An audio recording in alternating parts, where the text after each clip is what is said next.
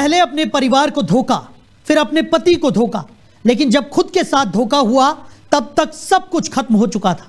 क्योंकि यहां धोखा देने वाले के साथ ही न सिर्फ धोखा हुआ बल्कि उसका खौफनाक अंत भी हो गया।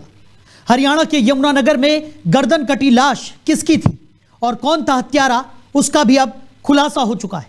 नमस्कार, क्राइम का मकड़जाल देख रहे हैं आप और मैं हूं आपके साथ साहिल धूलिया।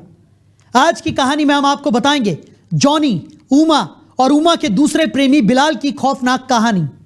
30 साल की उमा जो यूपी के सहारनपुर में रहती थी, जिसका जीवन शुरू से ही विवादों में रहा था और उसका अंत भी विवादों के साथ ही हुआ। उमा की प्रेम कहानी काफी विवादित रही। 15 साल पहले उमा के घर वालों ने उसकी शादी फिक्स कर दी, लेकिन उमा यह शादी नहीं करना चाहती थी क्योंकि वो अपने प्रेमी जॉनी के साथ ही रहना चाहती थी और यही वजह थी कि वो शादी की एक रात पहले ही अपने प्रेमी जॉनी के साथ फरार हो गई और फिर जॉनी के साथ शादी भी कर ली, जिसके बाद इन दोनों की नई जिंदगी शुरू हो गई। इसी बीच इनका एक बच्चा भी हुआ, लेकिन 15 साल की शादी में अचानक से ब्रेक लग गया जब उमा ने जॉनी को छोड़ने का मन बना लिया। बल्कि उमा ने जॉनी से साफ साफ कह दिया कि वो उसके साथ नहीं रहना चाहती है और ना ही बच्चे को वो अपने साथ रखना चाहती है, जिसे जॉनी ने भी स्वीकार कर लिया और फिर दोनों के बीच तलाक भी हो गया। लेकिन फिर उमा की जिंदगी में क्या कुछ हुआ उसकी कल्पना तो खुद उमा ने भी नहीं की होगी। उमा के साथ हुई एक बड़ी अनहोनी। उमा ने सोचा नहीं था कि जिस शख्स के लिए वो अपने 15 साल के प्रेम को ठुकरा रही थी, वही शख्स उसकी जिंदगी को तबाह कर देगा। जी हां, उमा जॉनी को छोड़कर बिलाल के साथ रहने लगी। तो चलिए इस कहानी की शुरुआत करेंगे, पर उससे पहले हम आपको सुनाते हैं कि उमा के पूर्व पति जॉनी का क्या कुछ कहना है इस मामले को लेकर। जिसके लिए पति छोड़ा उसी ने काट दी गर्दन। शादी से पहले बना कातिल, प्रेमिका को बेरहमी से मारा। प्यार में अंधी बनी उमा, मिला खौफनाक अंजाम। लिव इन पार्टनर का खौफनाक चेहरा आया सामने, जिस पर भरोसा किया वही निकला कातिल। 1.5 साल होगा लगभग। अच्छा। तलाक ले लिया था उसने, उसके बाद कोई कांटेक्ट नहीं हुआ। बस वो रहना नहीं चाह रही थी, कह रही थी मुझे तुम्हारे साथ रहना नहीं, दोनों की साथ जक्कत की भी और मेरी भी।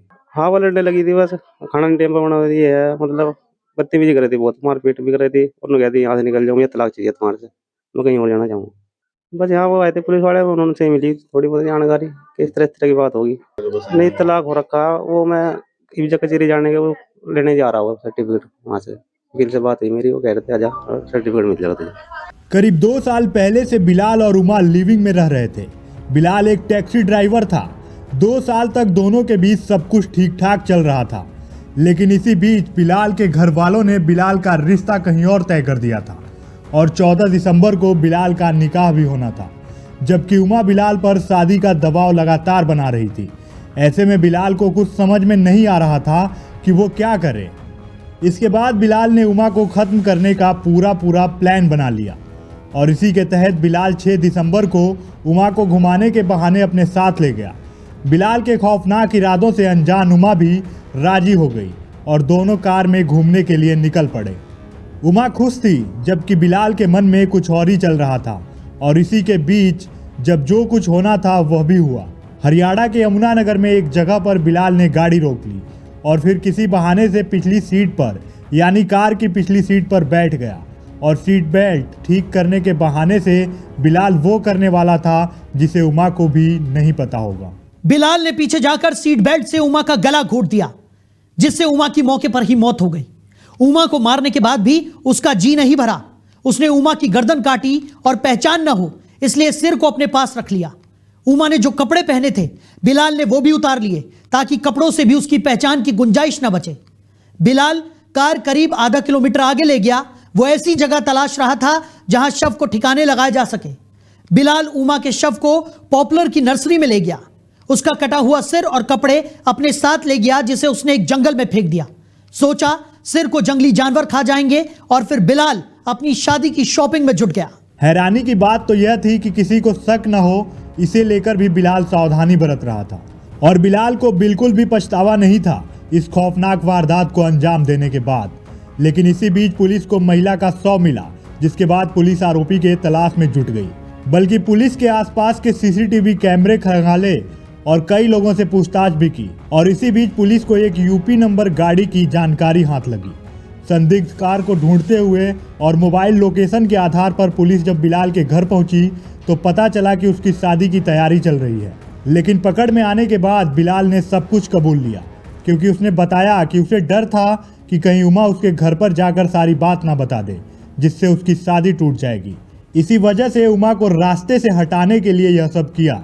बिलाल की निशानदेही पर पुलिस ने उमा का सिर और कपड़े भी बरामद कर लिए। अब आपको सुनवाते हैं कि पुलिस ने और उमा के भाई ने क्या कुछ कहा है इस पूरी घटना को लेकर। सुनिए।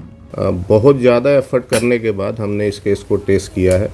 जो आरोपी है जिसको कल गिरफ्तार कर लिया गया, उसकी पहचान, उसका नाम है फुरकान, बिलाल, फादर नेम फुरकान। ये टिडोली गांव है सहारनपुर के पास, नकुड़ के पास में, ज़िला सहारनपुर में, वहाँ का रहने वाला है। और जो ये युवती है उसने जो पूछताछ में बताया, ये भी सहारनपुर के एक गांव के पास की रहने वाली है और लगभग 2 साल से ये सहारनपुर में ही एक तरह से इसी युवक के साथ पार्टली हम कह सकते हैं कि लिव इन में रह रही थी। तो लगभग 2 साल से इनके संबंध थे। ये युवक जो है, इसकी कल शादी होने वाली, आज कहूँगा कि आज शादी, जब कल हमने गिरफ्तार किया था तो आज इसकी शादी होने वाली थी और ये युवती इस पर प्रेशर कर रही थी कि आप मेरे से शादी करो। तो इसको डर था कि कहीं ये इसके घर पे जाके बात ना बता दे, इसकी शादी ना ख़राब हो जाए, तो इसने एक प्लान बनाया इसको मर्डर करने का। तो जो 6 तारीख है उसको ये रात को लगभग 8 बजे सहारनपुर से इस युवती को लेके चला। तो इसका प्लान फिर ये उस दिन ये पहले अपना पोंटा भी गया दिन के अंदर। वहाँ इसने कोई रूम को भी देखने को तलाश करने की कोशिश की जहाँ पे ये इस हत्याकांड को अंजाम दे सके। लेकिन रास्ते में इसने बहादुरपुर जो गांव आता है वहाँ पे ये कार में बैठे थे दोनों, तो ये किसी बहाने से पिछली सीट पे चला गया और उसने जो सीट बेल्ट है वो खोल दी। युवती इसके साथ वाली सीट पे थी, जो कंडक्टर सीट जिसको हम बोलते हैं। तो इसने सीट बेल्ट को ठीक करने के बहाने से खोला सीट बेल्ट को और उसी सीट बेल्ट से इसका गला घोट दिया। तो फिर लगभग आधा किलोमीटर आगे जाके इसने बॉडी को गाड़ी से उतारा और जहाँ पे बॉडी मिली है वहीं पे इसने उसका गला रेता। और इसमें इसका जो उद्देश्य था इसका गला रेत के और इसका सर कहीं और फेंकने का, वो ये था कि ताकि युवती की पहचान ना हो। रात को हमारे पास पुलिस आए 9 बजे। हम ही चौप खड़े थे, उन्होंने पूछा कि रूमा कोई पे नाम टिंकू लिया जी। मैं हाँ पवन कुमार जी, हाँ मैं हूँ, चलो करो। फिर कहने लगा आप थाने जाना पड़ा। मैं कहाँ पर जगा दी। मैं क्यों सर, अब कुछ बात है, बात नहीं बताई उन्होंने, बोले उड़ जाते रहे, यहाँ ये होगा चलना पड़ा आपको मेरे साथ। तो हम फिर जा लिए, हम फिर चलो जा लिए। मेरे भाई लेते गए, मेरे पापा को मेरे भाई लेते उठा रात को 9 साढ़े 9 बजे। चलो हमने रोके ना, बहुत रुके नहीं हुआ। तो फिर हमारा मन नहीं मानना, हम भी रात को नहीं जा 2 बजे। मुस्लिम समाज लड़का आओ तो मर्डर कर दिया। तो मर्डर होने के बाद फिर हमें तो लगा कि लड़की हमें मिल गई थी 7 तारीख में। फिर हम लोग संस्कार कर दिया उन्होंने, पुलिस वालों ने बताया ना हम बोर्ड देखिए ना हमें क्या करना पड़ती, हमारे लिए आती हमें क्या करना। आज तक 15 साल पहले बात भली ज्यादा होगी जब गए थे यहाँ। उमा का हत्यारा बिलाल अब सलाखों के पीछे पहुंच चुका है। लेकिन अगर उमा जॉनी के साथ ही अपने रिश्ते को बरकरार रखती और बिलाल के चक्कर में न फंसती तो आज वो न सिर्फ जिंदा होती बल्कि अपने पति और बेटे के साथ अच्छी खासी जिंदगी गुजार रही होती। जबकि उमा बिलाल के प्यार में फंसती चली गई और प्यार में इस कदर अंधी हो गई कि वो बिलाल के साथ ही रहना चाहती थी, जबकि बिलाल उमा से छुटकारा चाहता था, जिसके लिए वो न सिर्फ एक किलर बना बल्कि उमा को मारकर उसने अपनी भी जिंदगी तबाह कर दी। तो इस कहानी से साफ पता चलता है कि आजकल आसानी से किसी भी रिश्ते पर यकीन नहीं किया जा सकता। किसी शख्स के चक्कर में फंसकर अपनी जिंदगी से खिलवाड़ न करें। हमारा उद्देश्य किसी को दुख पहुंचाना नहीं है, आप सभी को सावधान करना है। सावधान रहिए, सुरक्षित रहिए। क्राइम का मकड़जाल में इतना ही। आगे फिर मिलेंगे एक नई कहानी के साथ। नमस्कार।